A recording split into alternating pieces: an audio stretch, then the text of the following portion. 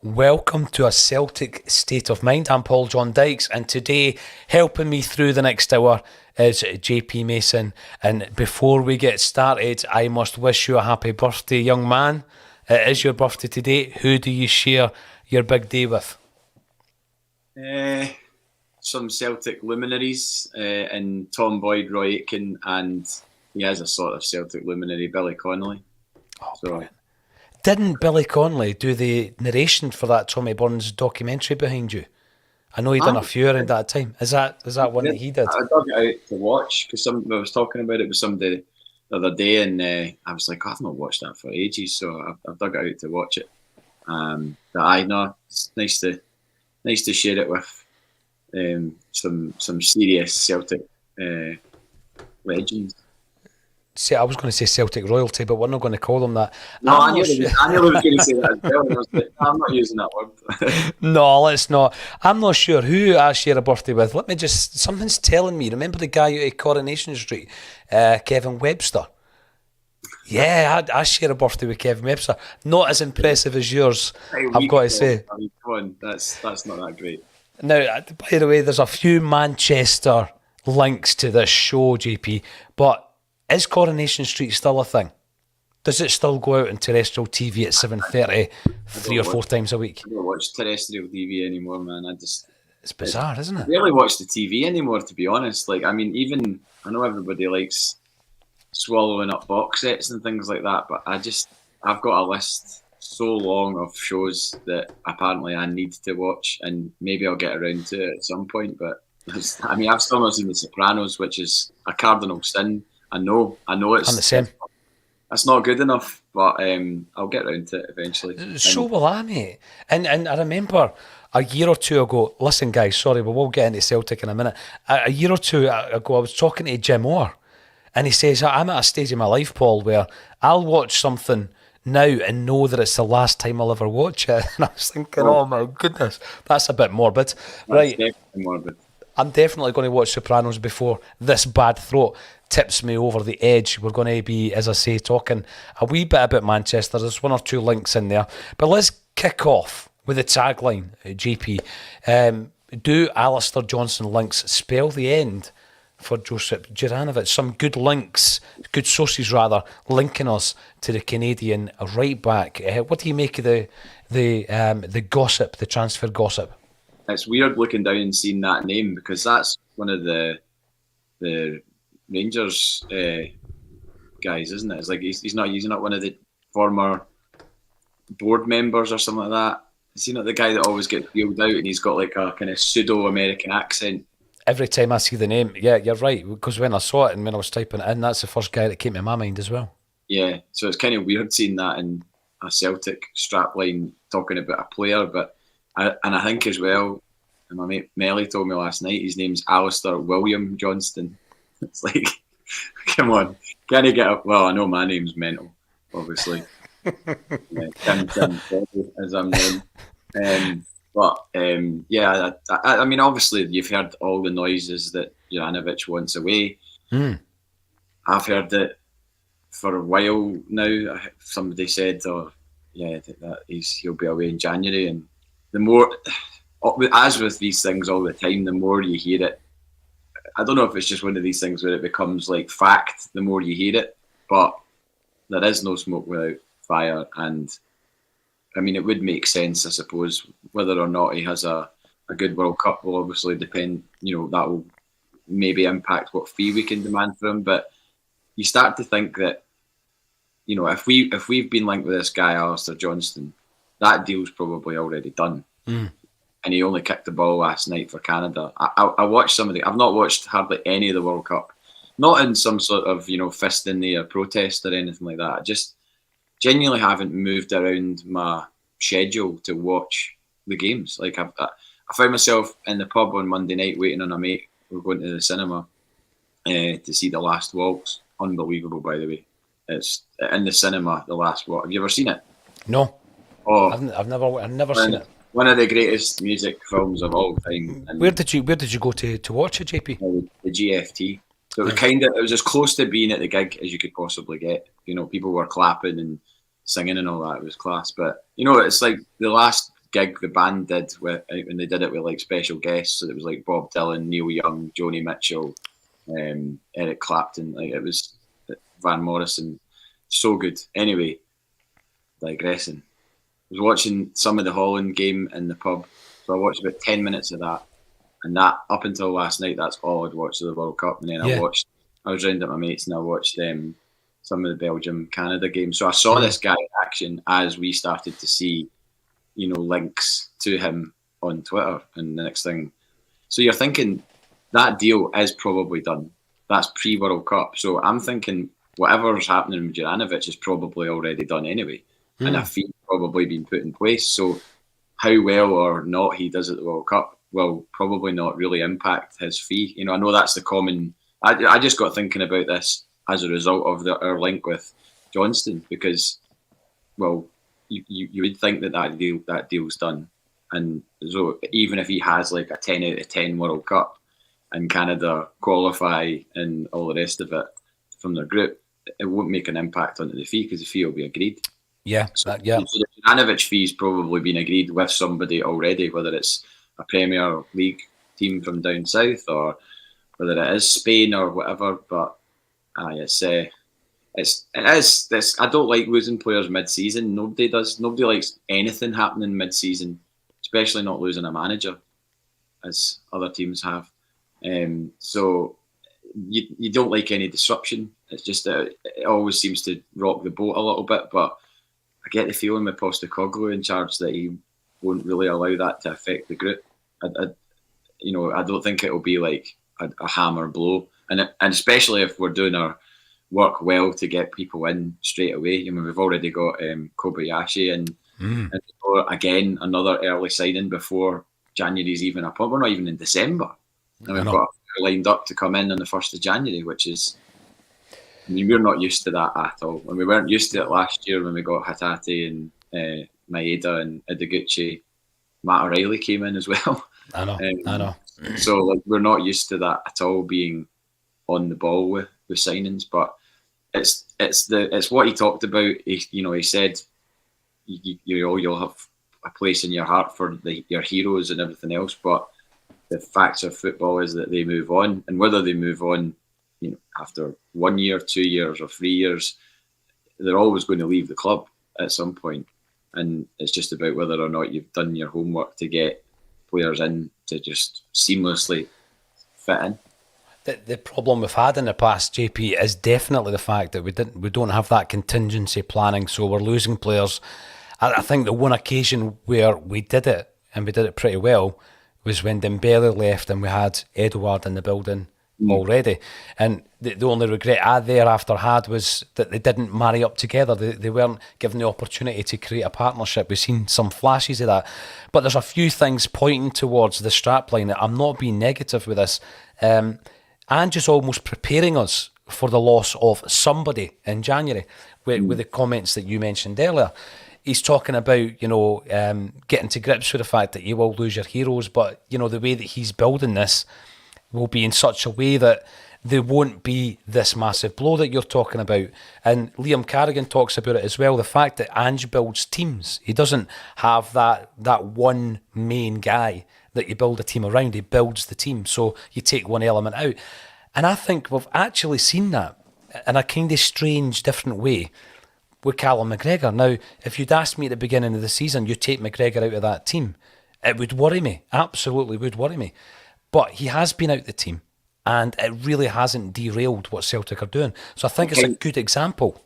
It kind of did a bit in Europe, I think. I think we missed him in Europe. We missed his leadership. We missed his ability to start to take the ball from centre halves and start moves and pick out the likes of Hatate and O'Reilly in a forward area, or spreading it out wide or anything like that. Because you're going to miss your captain, but we play the majority of our games in Scotland, and I said that before, which is why we should always have players that are capable of being successful for us in the main in Scotland. So it was only 6 games in Europe, and did McGregor miss 4 of them? Did he? Did he get? I can't remember what game did he get injured in. It was the away tie against Was it not Leipzig? Because we lost the goal as a result of that challenge where they lost possession, didn't we? Yeah, that's right. So he played in what, three of the games? Yeah. So half of the games, and arguably the one game where McGregor probably would have made the difference would have been the Shakhtar home game. I think him on that park in that side, I think that's a different result. But ifs, buts, and maybes. But like you said, the contingency, you wouldn't have thought that we could cope maybe in the league without McGregor, because there was just nobody that was nailed on to go into his place. You couldn't think. Obviously, we've got loads of guys that you would think would go into that position, like McCarthy or Abelgard, but Abelgard's just in the door, missed months and months of football. Moy isn't. I don't think that really is his position. I think he is actually a bit better in a sort of more forward role. The incisive passing ability he seems to have, JP. Because obviously you don't want him dictating the tempo, because he is, unarguably slow, or slower than a lot of the rest of them. But you can't argue with his ability, his passing ability, because it is really good, and he's got a good football and brain. But yeah, I think all across the park there seems to be a constant watching of what we need in certain positions, and Postecoglou is getting what he wants from the guys upstairs. He's obviously going to them saying, I need a guy for this position, and they're going, right, okay, let's do it, and we'll get it done. And yeah, it's happening. It's happening far more effectively than any other time I can remember in Celtic's history. Definitely. It's just a simple thing, JP. It's being proactive. Yeah. We've always reacted to these scenarios. I mean, we've always seems to, even if you look at the last couple of managerial changes, they've been reactionary. It's like Brendan Rodgers leaves and Neil Lennon's in the door. When he leaves, we don't know what we're doing, kind of thing. Yeah. And John Kennedy's, an interim manager for quite a lengthy spell. And I just think we do seem to have this contingency locked in. The thing with Juranovic, and I'm going to bring in some of these comments that are coming in, even if we hadn't done our business early, and it looks as though we have, and I hope that this is tied up, it's one of the ones, JP, you see the sign an announcement tweet, and you've got to make sure it's a genuine account, because you're thinking, wow, that's a bit early.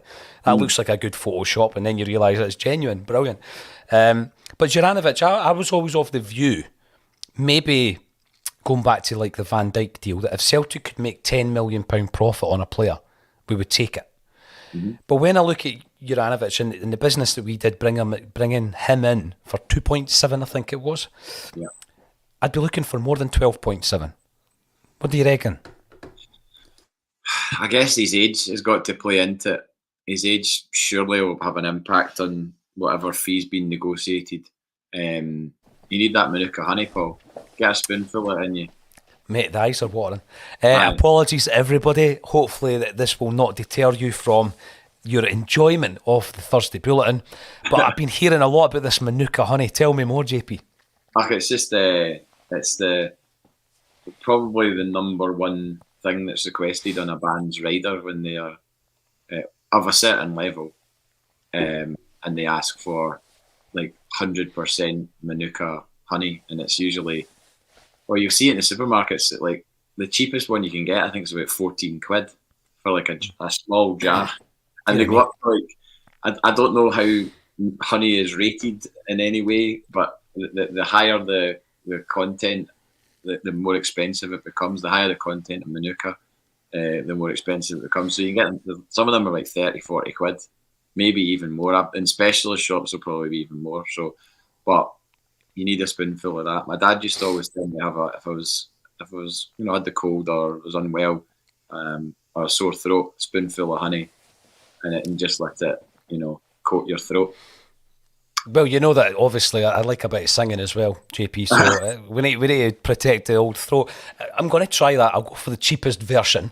I won't do a Bear Grill and put my hand into a nest and try and get honey that way. That's for sure. I think it is difficult to try and gauge price-wise what you're going to get for a player, but the point you made there in terms of the deals probably already being done, his performance will probably have no bearing over any transfer fee. I mean, do you think it's realistic to think we could get 12 to 15 for a player like Juranovic? Oh, absolutely. How could you not, really, in the current market? He's a champ. He's won a league. He's the starting Croatian right back in a World Cup, which would have already been known again to any potential buyer. They're going to know that he's, that it wasn't a surprise that he started the other night for Croatia, because he kind of normally is the right back. So you've got that straight away. You've got the fact that he's played Champions League football. Mm-hmm. And I thought he performed well, by the way. I know that some people gave him a bit of stick, particularly against Mudryk. Yeah. But I thought over the piece that Juranovic showed up pretty well. Well, Mudryk only scored one goal. I want to say one goal. He scored a goal in each game. And fair enough, that was the difference. But if Mudryk was that good, then he should have scored a hat-trick. And he was up against Juranovic, and the reason that he didn't score a hat-trick, and maybe the reason we didn't get beat in those games was because Juranovic kept him at bay, goals aside.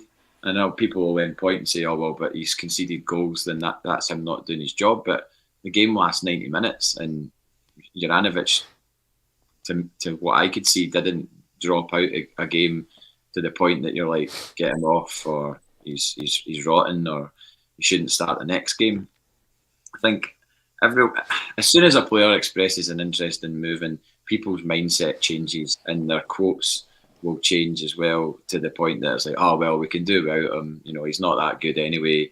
We'll sell him. We'll easily get somebody else in that's better than him. And you're just like, I've always loved thinking that it's better the devil you know, but you can't do anything about it if a player wants to move. If a player wants to leave the country and try a different league, then as we found to our peril in season 2021, you don't keep players that don't want to be here. No, absolutely not. You don't do it. And by all accounts, over yonder, they kept Kamara against us. Well, he wanted to leave. That's what I read the other day from one of their blogs or whatever. Apparently, a deal broke down. The deal broke down on the last day, and I don't know if it was over transfer fee or what, but he should have been at Nice. Ironically, probably with Aaron Ramsey. But he's still there. Probably not happy that he's still there. Hence, he's not playing at the level that they maybe think he is or should be. Remember he was getting touted for moves to Arsenal and Juventus and all the rest of it. So, keeping players against their will, worst idea going. And I'll never ever forget that moment where Neil Lennon said, "There's players in there that don't want to be here." I know. That's one of the worst things I've ever heard from a manager. He should never have said that. I know that was the end. Looking back, that was the end. Oh, totally. I mean, I was sitting right there, and it was the end of August, and you just thought, "Oh no!" If that is, he's telling the truth here, and the truth hurts, because the truth meant that you've not got a happy camp overall, and you knew that it was the writing was on the wall at that point. The fact that he'd been pushed into a corner so much by the media that he let that out. Any other manager, whoever, I mean, Brendan Rodgers got pushed to that edge at a point as well when he came out with the Terminado comment. That wouldn't have come out had he not been getting prodded by the media, I don't think. And Lennon was getting prodded by them, was obviously raging that he'd just been knocked out of the Champions League, knew the financial significance and the impact that was having on the club, and decided to throw a grenade into the room by telling the truth, which then had us all pointing our fingers going, oh, he wants away, or he wants away, or he wants away. And to have that uncertainty, it just ripples through the support. And we were already gone stir crazy at the time. I know, we were already in the house. We couldn't go to the games, so we weren't able to figure it out by players' body language when you're at the game, because obviously, as Jared was saying yesterday about the games in Australia, how different it is seeing a team or Celtic or whatever, you're seeing body language and little things that players do, interactions maybe like between players which are not caught in camera. You see them if you're there and you're up close and personal.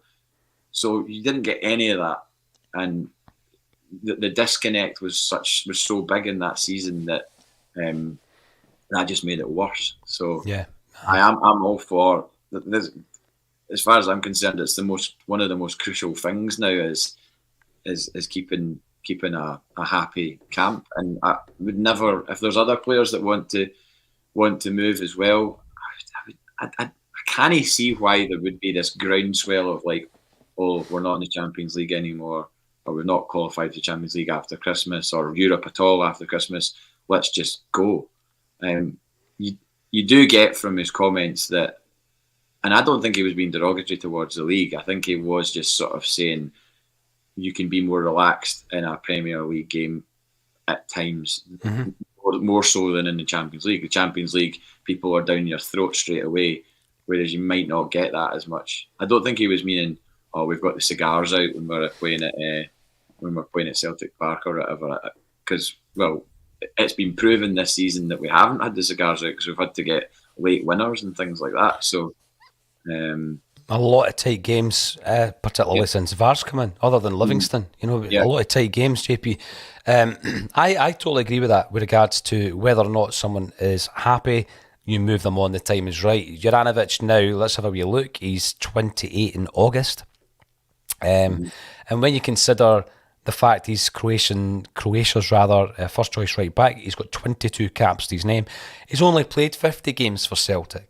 Alistair Johnston, if he were to be the replacement, he comes in 4 years younger than Juranovic, Canadian internationalist with 31 caps, and he is, of course, currently playing in MLS with Montreal. Interesting enough, Montreal Manique were the team that Andy Lynch played for and coached when he went over to the States in the NASL back in the 70s. Well, I heard that on the 20-minute Tim's bulletin this morning. I think it was this morning, or was it? Yeah, no, it must have been this morning. They were talking about Canadian players that have played for Celtic, and Simon Lynch is classed as Canadian, obviously because of Andy. Yeah, he must have been born there, maybe. Like if Andy, he would have been actually. That's a good point. So that's why he was considered Canadian. But I don't think we've actually had a Canadian player or international play for Celtic other than that. Wow, I think we've maybe had a few trialists along the way, but you're right. I can't think of any off the top of my head. Yeah.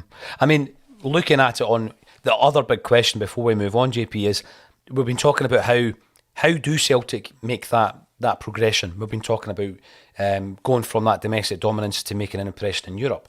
And yesterday, some of the comments that came in, and I will be getting your comments in, believe me, it's just JP and I haven't caught up for 2 weeks, other than Friday night, and we'll come back to that.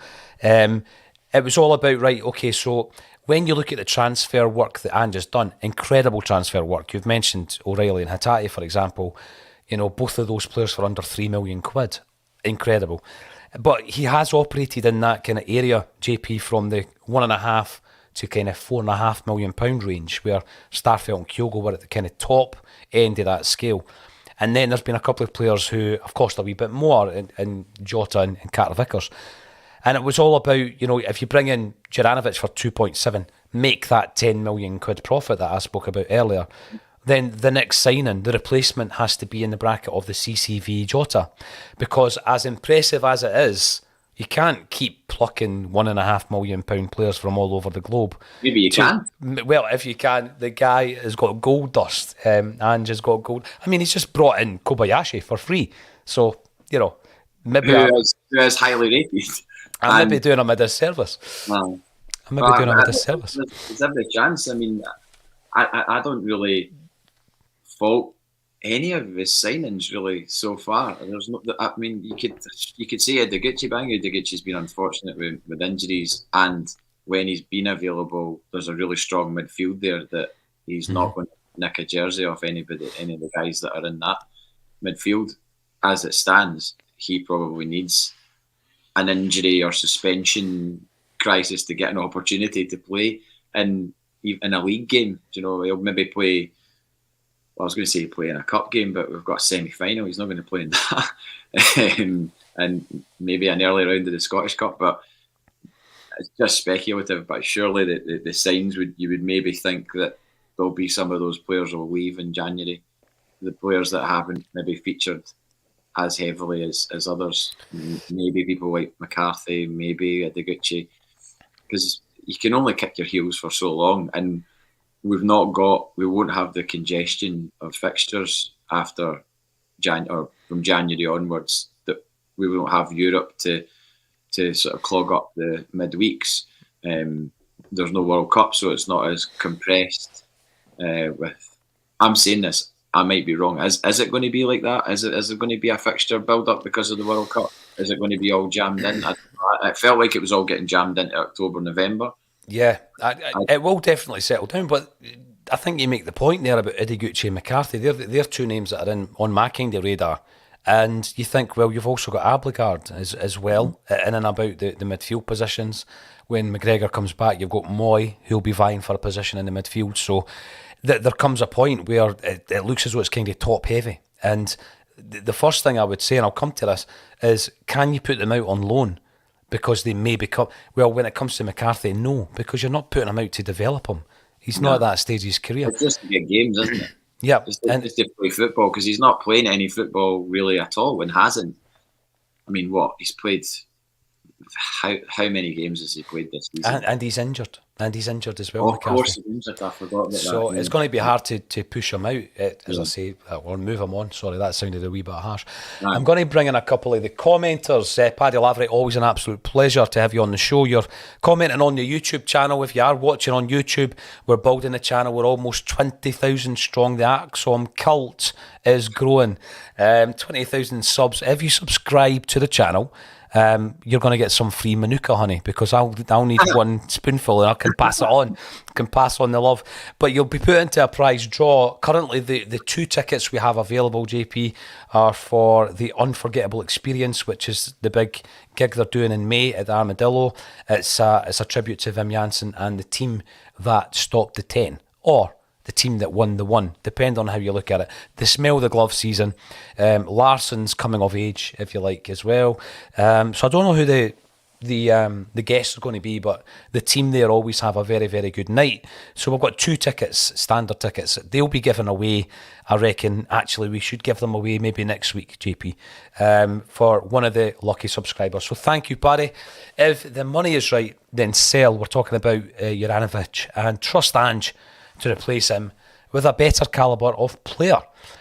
Feed the Bear, welcome back to the show afternoon. Hoops Troops, no been on this week, watching the World Cup. Hope you're all well.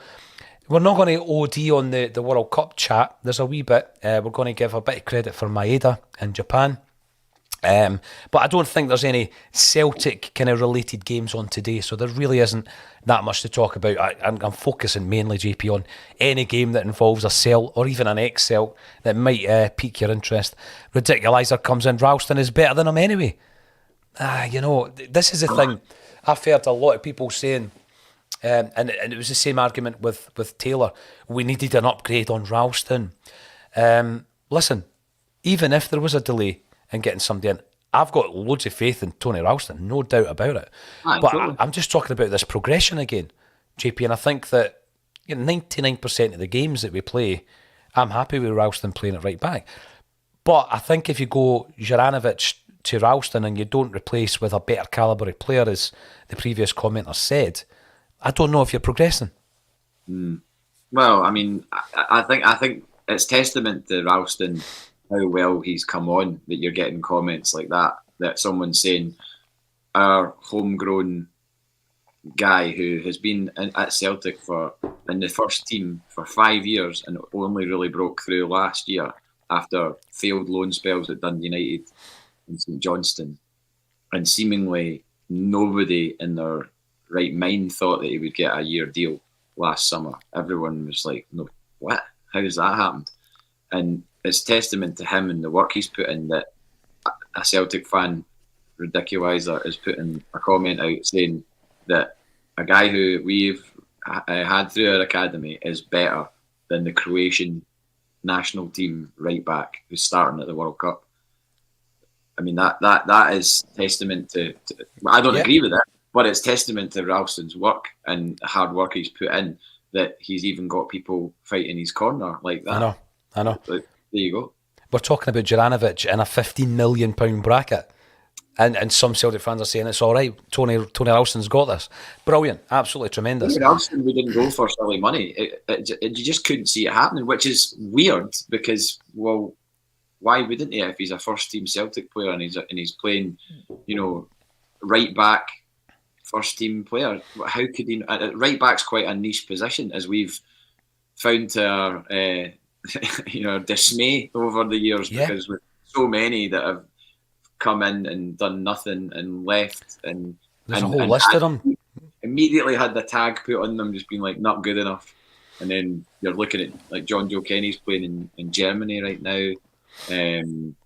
Frimpong being linked with Barcelona. I didn't think Frimpong was that good. I really didn't rate him, but he's proved me wrong in terms of his performances. And he's been called up to the national team as well. So it's weird. The right back position is a weird jersey at Celtic. It kind of always has been, hasn't it? Well, it has. And you know what, right? If you go back to, let's go back in time to the Lisbon Lions, right? So you had Jim Craig, Danny McGrain, then Chris Morris. So from the European Cup final team to the centenary team, you only had 3 right backs, right? Mm-hmm. That's partly due to the fact that Danny McGrain played for so long. Mm-hmm. But then since Lustig left the club, you've had a whole host of them. Maurice Bauer, Christian Gamboa, John Joe Kenny, El Hamid. Sometimes forget about El Hamid as well. Toljan, Jeremy Toljan, yeah, I mean, big calibre player coming in from Borussia Dortmund. But football is strange, and we've seen a few stories like that on just during this World Cup. The Jason Cummings story, incredible. He's playing at a World Cup. You spoke about Tony Ralston getting a 1-year deal. I would need to go back and check the bulletins. But, I mean, Tony Ralston and Lee Griffiths both got a 1-year deal at the same time. And look at their careers now, JP. One of them doesn't have a club, can't find a club. And Tony Ralston is being called a better player than Juranovic by Ridiculizer. And other Celtic fans would agree with that. Brilliant. It's the sliding doors moments of football, isn't it? When things like that happen, and you find one guy playing in a bounce game at Easter Road with Gary O'Connor, who's long retired, and Gary O'Connor's son's on the park as well. Did you see the build of John Hughes? I mean, I don't know what he's bench pressing these days. Aye. No, he's a monster. He's obviously been in the gym since he left football. Back in the day, JP, I used to get a hard time about heavy breathing on the podcast. Maybe I was too close to the mic. But now it's the fact that, obviously my voice is breaking live to the nation. So sorry, everybody, for suffering that. Better than yesterday. I have to say, it didn't sound like you yesterday. It was weird. I was like, who's that guy? It didn't sound like you. I'm just glad everybody got involved. But what I'm saying, I'm blaming Sean Ryder. Obviously, for those who don't know, we organised a night with the Happy Mondays and Black Grape iconic frontman Sean Ryder on Friday night in Glasgow. It turned out to be a phenomenal evening. But again, it's interesting how kind of ripples of gossip and all that filter their way through Glasgow, JP, because you were hearing rumours. You came into the venue before it all kicked off. And you and I think you were in there for 20 minutes or so, and you know the guys that work there, etc. And we were just setting up, and you went and did your gig. But later on that night, you heard that Sean Ryder hadn't turned up. Yeah, the security in St. Luke's were like, I just overheard them saying to the other, like, "Oh, you're that I get bad. Sean Ryder didn't turn up," and I went, "What?" Because obviously I was involved in my gig that I was running at St. Luke's. I was just thinking, oh well, the setup looked great at the venue. Obviously, you showed me the dressing room. I wrote that thing on the board, which I thought afterwards. Brilliant. That just came to my head when I wrote it. It was a chalkboard in the dressing room, and I wrote "Rope for Luck" in chalk on it. And it wasn't until you told me about it, and then I saw it in the background of the picture with Kev, or maybe it was you. and I just saw it in the reflection in the mirror. I was like, that's pretty cool. It was commented on by the bold Sean William Ryder as well. So he did turn up. Well, he did turn up. I think he was just maybe 15, 20 minutes late or something like that. He was just a bit late. I mean, they're obviously not going to have a punctual evening with someone like that. He's not going to be there, an hour before kickoff and sitting chilling. I think he's the type of guy that would probably deliberately make you sweat just to keep you on edge. By the way, there was no Manuka honey on his rider, on Sean Ryder's rider. But what there was, and I can reveal this now, there was Prosecco. He was drinking Prosecco. So that's not really what I would have expected him to be drinking. And also, I totally regret not bringing this and getting you to sign it. That's the first piece of vinyl that I bought. Well, actually not. I tell a lie. The Beach Boys Summer Dreams double album Best Of was the first thing that I bought. But that wasn't with my own money. That was with a voucher that my aunt had given me. Remember, there used to be John Menzies, W.H. Smith. It was W.H. Smith in England and John Menzies in Scotland. And then they're now all W.H. Smith. Not sure what happened there. But I had a W.H. Smith voucher and I could only spend it in England because they didn't take it in John Menzies in Scotland. So I bought a Beach Boys record, but I bought this in Manchester in probably about when did it come out? 1989. I got it in 1990. And I was on holiday in Scarborough, and then we went to Manchester on the way home. And I think I got it from Piccadilly Records. I'm so gutted I didn't bring it with me. We had the gold Sharpies backstage, JP. We had the gold Sharpies there. Listen, it'll happen. But by the way, that is not an embarrassing first record. Anybody in the comments wish to share the first record you ever purchased? Is it as cool as the Manchester EP? Mings was Kings of the Wild Frontier by Adam and the Ants. There you go. Let us know, what was your first record that you bought? Ryan Kelly, afternoon all. Hope you are well, and you, Ryan. Hope everybody's well.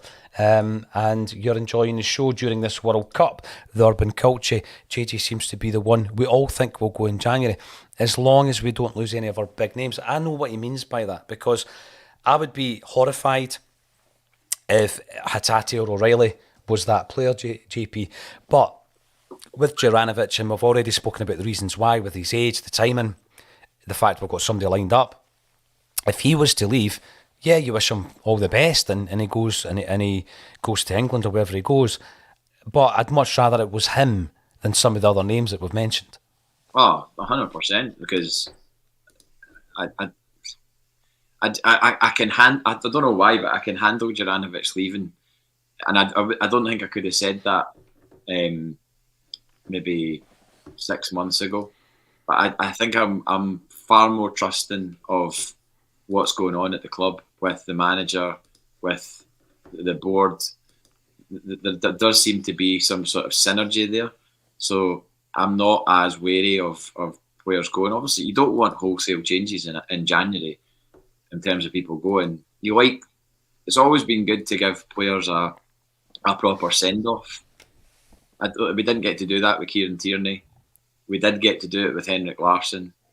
We didn't get to do it with Chris Sutton. Something he's always commented about. He hated the fact that he left Celtic kind of just sort of out the door, and there was no fanfare. And there should have been. Chris Sutton was one of the best players I ever saw play for Celtic. O'Neill was talking about him last week, wasn't he? Talking about how important he was to Martin O'Neill's time at Celtic. I saw Chris Sutton play centre half, midfield, up front. He could play anywhere on that pitch, I'm sure. And he always gave 110%. He was always up for games against them. Like, they must have hated playing against him, because he was an absolute menace. Mm-hmm. Strong as anything. And tackles, didn't shirk, always up, like one headers. Hated getting beat, you could tell. The story about him in the tunnel when he was laying, I think it was a semi-final against Rangers, and I think he shared the same agent as Barry Ferguson, right. And he'd heard how Barry Ferguson was saying how he was going to do Lennon in the semi, and Sutton started like pipe him up, and as they were lined up, Sutton started going, come on, Barry. Let's see how you're going to do Lennon then. Like, and Ferguson was just looking straight ahead, like ignoring him, and like Sutton was just going, "What are you going to do to Lennon then?" And it was like, I love that stuff. So Love do I. that. Like, So do I. You don't see enough of it nowadays. I mean, no. there was some real famous ones in the English game, you know, when Keane and Vieira and that didn't like each other, and then there was the Gary Neville, Peter Schmeichel one.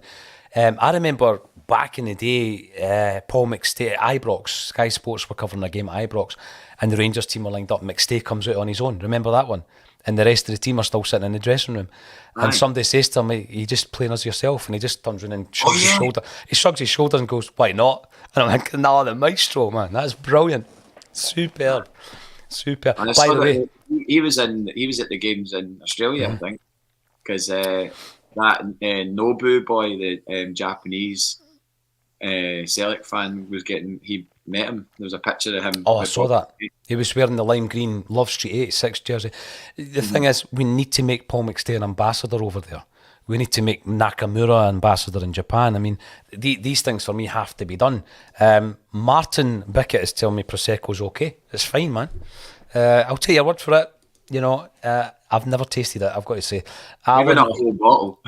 No, I maybe take it. That's a sin, by the way. Poison Alice Cooper. Alice Cooper, Alan Robertson, yeah, we're all in here. What was the first record you ever bought?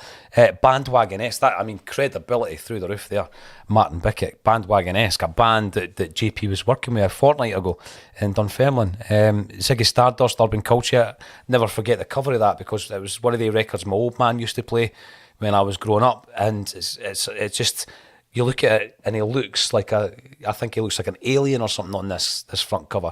And it's interesting because it's got K West above him and all that in the lights, and people were looking at that with a conspiracy about Kanye West and all this kind of stuff.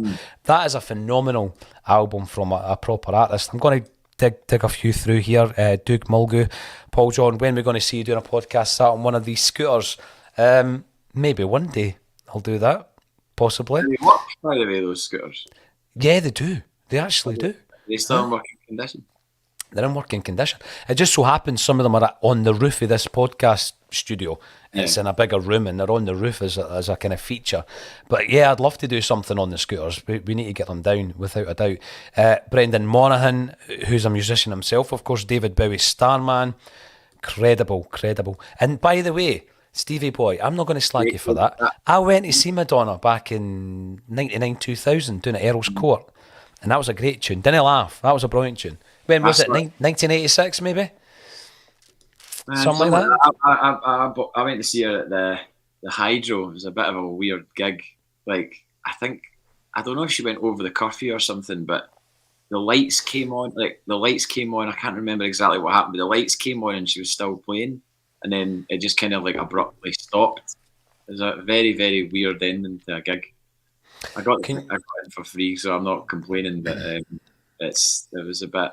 She was an entertainer, JP. I mean, when I saw her live, our guitar player was a guy called Jack LeConte. You remember Le Rhythm Digitalis? Aye. So he was on lead guitar. No way. That's honestly amazing. I know. Yeah. Brilliant. Yeah, but his real name is Simon Price. You know, he's not actually French. He just created that pseudonym. I'm almost certain that's digging way back into my memory, but I'm pretty sure that he's called Simon Price. Where is he now? Going back to Barra's Art and Design, got a shout out to all the staff in there, by the way. I had a right good chat with Norrie Innes before anyone arrived, and he runs the place and all his staff were superb, JP. The whole night went really, really smoothly. So a big shout out to them. If any of them are watching, thank you very much for all your help. And Lemmy was there as well. Lemmy was at the gig. He honestly, I think I commented on this on your post, and I said he doesn't tend to like that much. He doesn't go out that much. He was in Tuts once, and I gave him a tour of the venue, and then we ended up talking in my office for about half an hour. And his patter in real life is as good as it is online. But he said to me, he doesn't really go anywhere that much. He said, I went out to a bar the other night to support my mate's night, and he's like, after about 5 minutes, I was kind of like, I just want to go home. Like, I think he's quite a homebody. But so you did well to get him out, and he obviously felt we need to talk about it, and he said he enjoyed it, which is remarkable, I think. That is remarkable. I'm really delighted with it. I watch a lot of LMA stuff online. Susan Finlay, welcome back to the show. That's mad. My first record was Adamant, Prince Charming. Listen, absolutely, I'm all in when it comes to Adamant. I was a huge fan. I think Adam and Bowie are probably a lot of people's first records because they were so out there and so different. And it was maybe like seeing them on things like Top of the Pops would be like, oh, this is new. Just visually, absolutely. Nobody's been like this before, and that would make you kind of go, oh, it's a novelty almost, not really knowing that they were going to go on to become maybe not Adamant so much, but Bowie certainly has become one of the greatest of all time. I very, very much regret not ever seeing him live.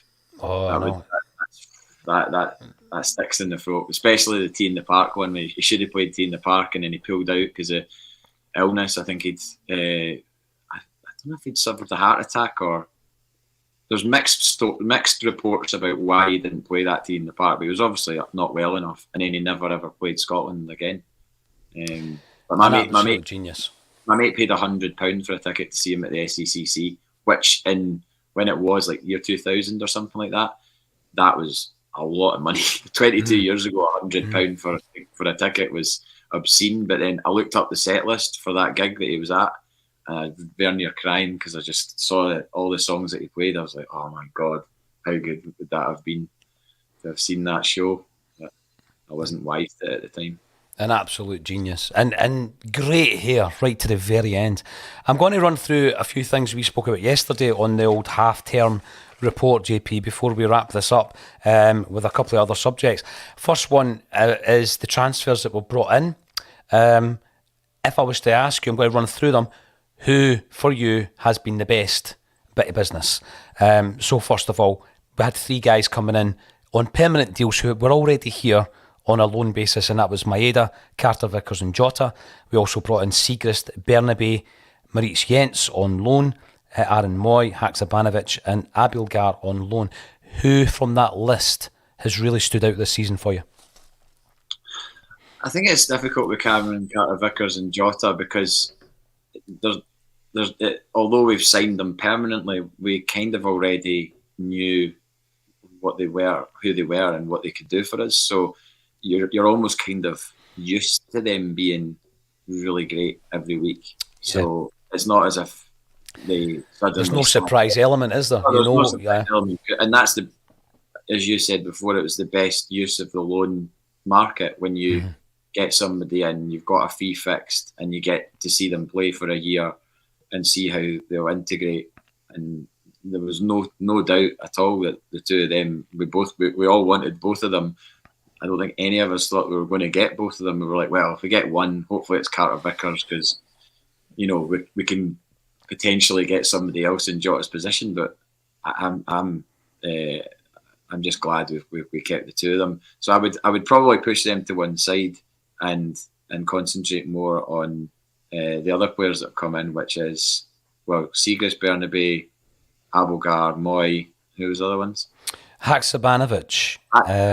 Haksabanovic is the one that stood out for me in terms of the way that he's certainly fallen for Celtic. I think very early on you could tell that he was like, wow, this is some club I'm playing for.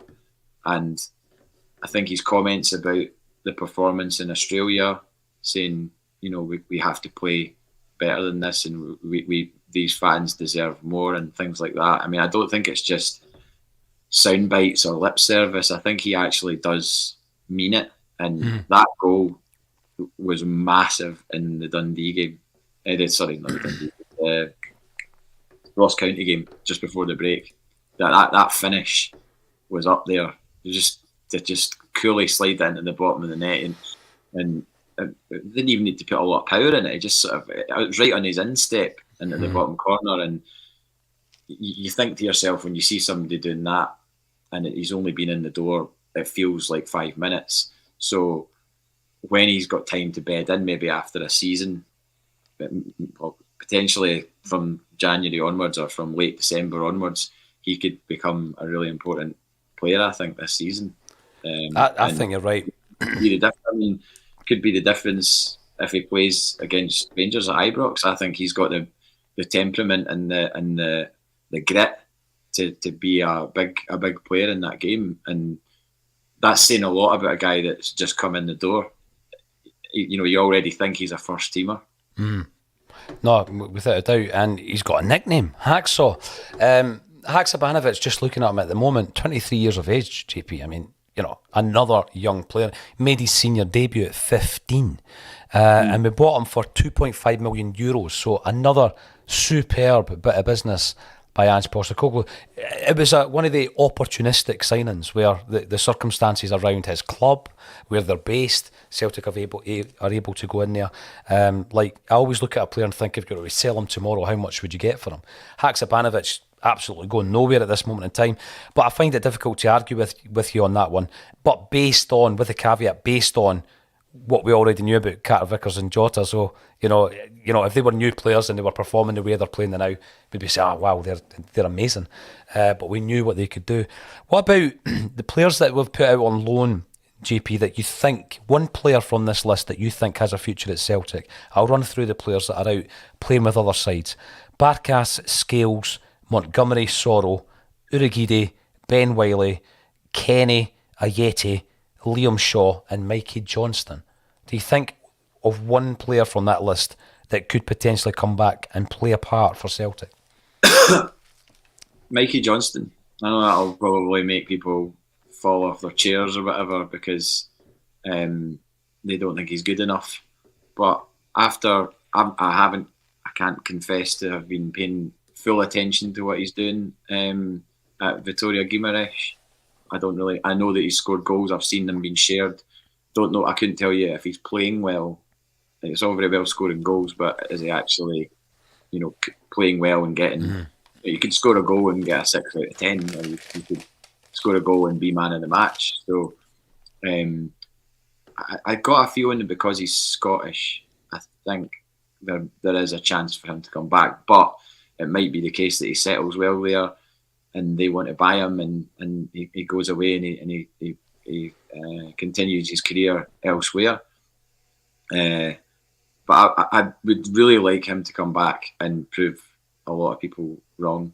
Not necessarily prove anybody right, but just prove people wrong, because not many people did sort of support him. I'm not saying that I think that he should have stayed at Celtic or anything like that. All we said was he needs to go and get a run of games somewhere. Yeah. Because he's not going to get it at Celtic. It was clear as day he wasn't going to get it at Celtic. But just purely because he's Scottish and he's obviously a Tim and loves the club and he's come through the academy. I don't want to see the first team completely diluted of that. I think I like having Scottish players in a Celtic side. It's what I knew when I was a wee guy. There wasn't any foreigners in that team when I was the first Celtic side that I saw was all Scottish. Okay, a couple of Irish and Bonner and Chris Morris, but it was predominantly Scottish. And the idea of like foreign players coming in didn't really happen until a good bit down the line. In terms of them, Rudy Vata was. Yeah, and Dovcik and Jackie, yeah, Dovcik, Jakanovski. I was like obsessed with Jakanovski just because he was Polish and I had that tie to my granddad and things like that. I just thought it was amazing that we had a Polish player playing for Celtic. But I don't. As much as I'm pleased that we're recruiting well, I don't want us to lose our Scottish kind of core. And I like it when a Scotland squad's announced and you look down and you're like Celtic, Celtic, Celtic, ex-Celtic, Celtic. I like that. Some people probably don't care, and fair enough. But that's just my personal preference. What I like about it, JP, is I remember an interview with Pat Stanton that I did, and he spoke about the importance of having this kind of heartbeat at your club, the core element being homegrown players. He spoke about it. Obviously, his heart was at Hibs, and later on in his career, he came for. He was contracted for a couple of seasons. He played one season and got injured, but he was talking about even like at Manchester United how they've had it with the young guys coming through.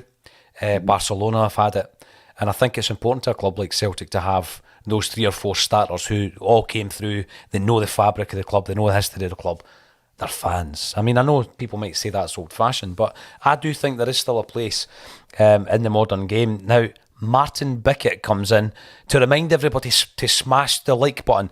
Basically, what happens on YouTube, you could create the most incredible video, JP, but if it doesn't kind of kick into this algorithm a lot of the time, you don't get the traction that sometimes, I'm not saying just Axom, but in general, that you would like. If you start liking the Axom videos, then we will get that traction. And we've peaked at about 500 across the board today. So even if, a tenth of these people were to like the video right now, then it does make a massive difference to us. So thank you very much for bringing that up, Martin. Absolutely.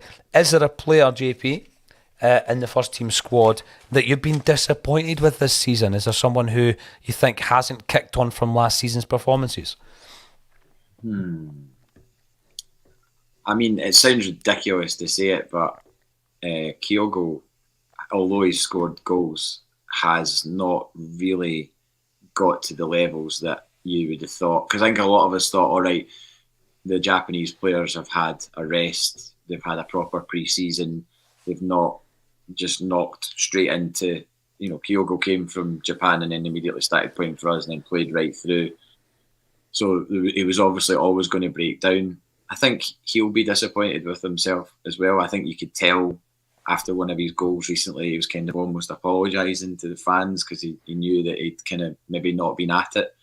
And that's, fine. Players are not going to play to their top potential every week.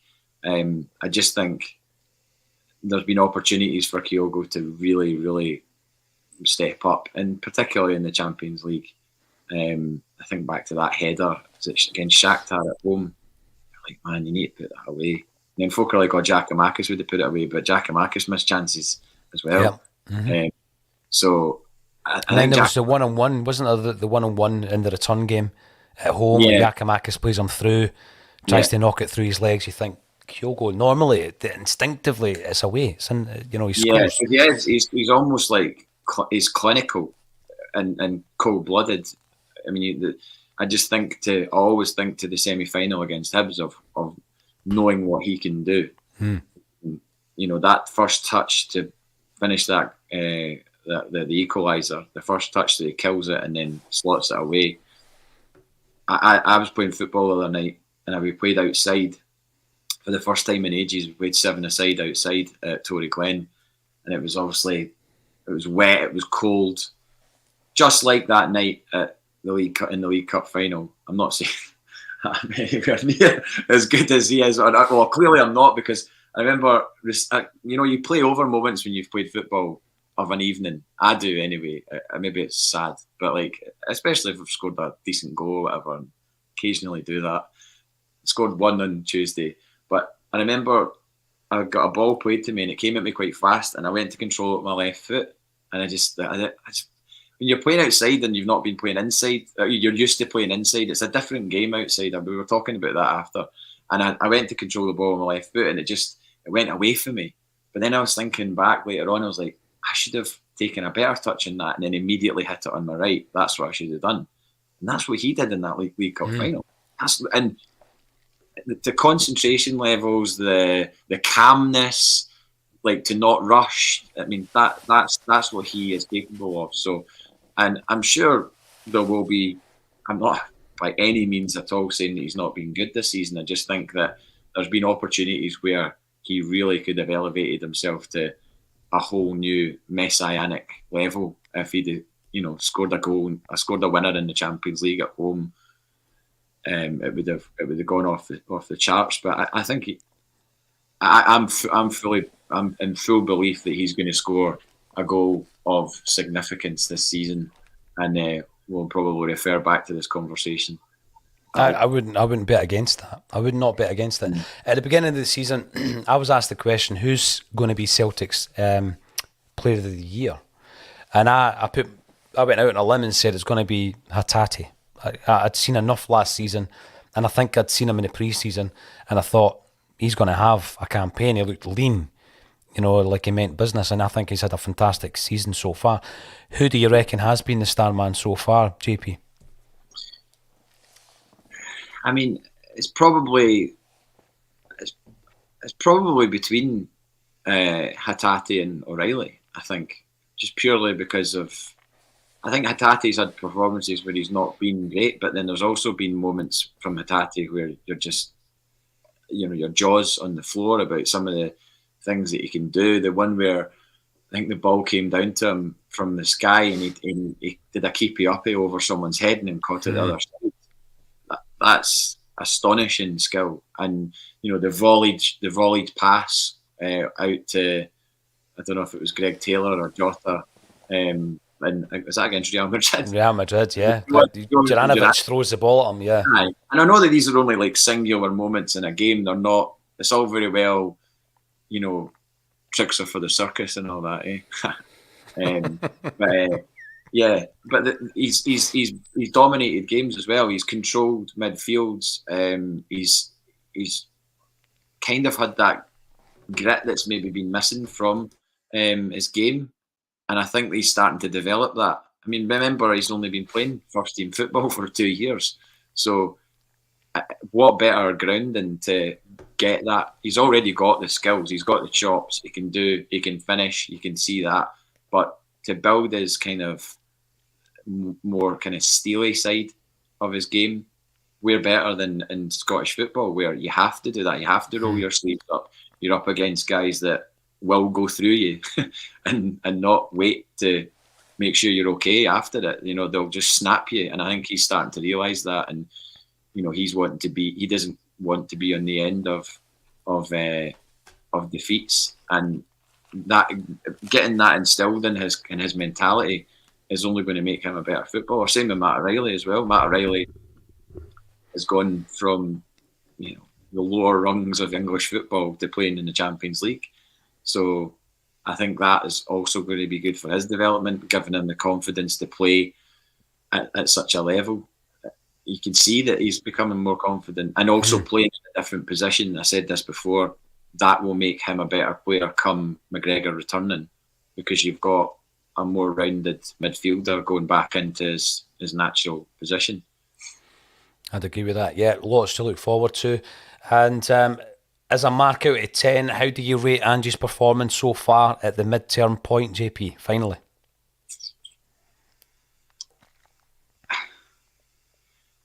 I think I'd go 8.